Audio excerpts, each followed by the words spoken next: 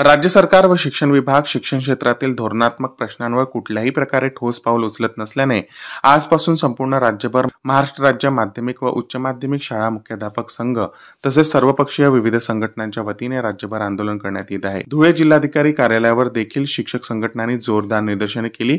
शालेय शिक्षण विभागाकडे शासन स्तरावर राज्यातील शिक्षकांचे अनेक प्रश्न प्रलंबित आहे।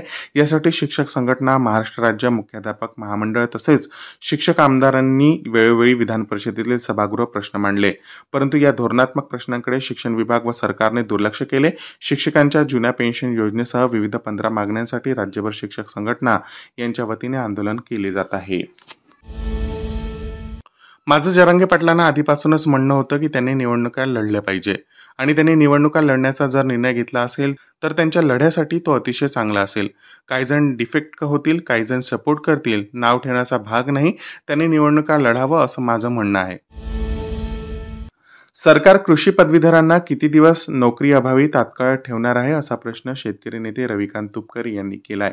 2021 मध्ये निवड झालेल्या उमेदवारांना अद्यापही नियुक्ती मिळाली नसल्याबद्दल तुपकरांनी नाराजी व्यक्त केली।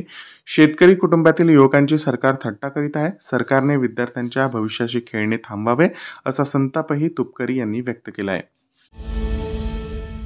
शेतकऱ्यांना कर्जमुक्त करण्यासाठी राज्यात 1 जुलैपासून वसंतराव नाईक शेतकरी कर्जमुक्ती आंदोलन सुरू केले आहे।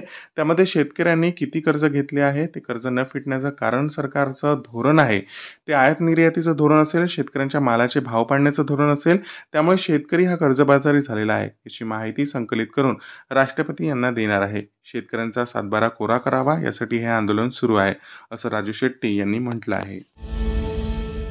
बुलढाणा शहरात तयार करण्यात आलेल्या 26 पुतळ्यांचे मुख्यमंत्री एकनाथ शिंदे लोकार्पण करणार आहेत। याशिवाय अनेक विकास योजनांचे कामही त्यांच्या हस्ते होणार आहे। ऑगस्ट अखेरीस मुख्यमंत्री बुलढाण्यात येतील अशी माहिती बुलढाणा विधानसभा मतदारसंघाचे शिवसेना आमदार संजय गायकवाड यांनी सांगितले आहे। महाराष्ट्राचे ग्रामपंचायत कामगार सेना गोंदिया जिल्ह्याच्या वतीने आज गोंदिया जिल्हा परिषदेच्या समोर ग्रामपंचायत कर्मचाऱ्यांनी ठिय्या आंदोलन केला। ग्रामपंचायत कर्मचाऱ्यांच्या वेतन श्रेणीमध्ये वाढ व्हावी या मागणीसह अन्य विविध मागण्यांना घेऊन हे आंदोलन करण्यात आले। तसेच ग्रामपंचायत कर्मचाऱ्यांनी भविष्य निर्वाह निधी ग्रामपंचायत देण्यास टाळाटाळ करत आहे अशा ग्रामपंचायतीवर कारवाई करण्यात यावी अशी मागणी यावेळी जिल्हा परिषदेचे मुख्य कार्यकारी अधिकारी यांच्याकडे केली आहे।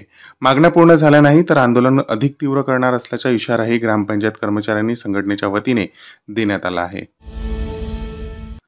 बांगलादेशातील परिस्थिती वेगळी आहे, तो स्वतंत्र देश आहे। बांगलादेशातील हिंदू सुरक्षित राहावा यासाठी सरकारला विनंती आहे।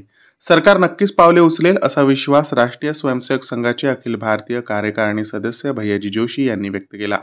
नागपुरात एका कार्यक्रमाच्या निमित्ताने त्यांनी प्रसारमाध्यमांशी संवाद साधला। देवता लाईफ फाउंडेशनच्या 1 रुपया दान कॅन्सरमुक्त अभियानाचे जोशी यांच्या उपस्थितीत उद्घाटन करण्यात आले। कार्यक्रमाला शैलेश जोळगेकर, डॉक्टर अशोक पत्की, किशोर बावणे, सुधीर बाहेती, विवेक जुगाते आदी उपस्थित होते।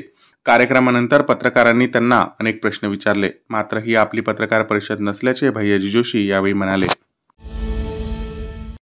शेतकऱ्यांच्या न्याय हक्कासाठी लढणारी अखिल भारतीय छावा संघटनेच्या वतीने शेतकरी असोड महामोर्चा आज काढण्यात आला। हा मोर्चा क्रांती चौक ते विभागीय आयुक्त कार्यालयापर्यंत काढण्यात आला। शेतकऱ्यांना 5 लाखांपर्यंत कर्जमाफी द्यावी, शेतकऱ्यांनी भरलेला पीक विमा तात्काळ शेतकऱ्यांच्या खात्यामध्ये जमा व्हावा, पाटबंधारे विभागातील भ्रष्टाचार बंद करण्यात यावा, शिक्षण घेणाऱ्या विद्यार्थ्यांची पिळवणूक होत आहे ती थांबवावी अशा इतर मागण्यांसाठी आज छावा संघटनेच्या वतीने शेतकरी असोड महामोर्चाचे आयोजन करण्यात आले होते।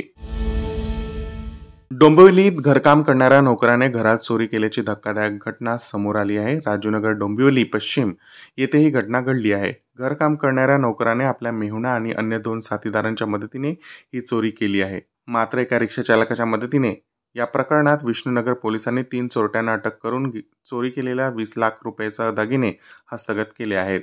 यातील मुख्य आरोपी सागर थापा याचा पोलीस शोध घेत आहे। Follow Use, OTIC News. Thanks for watching.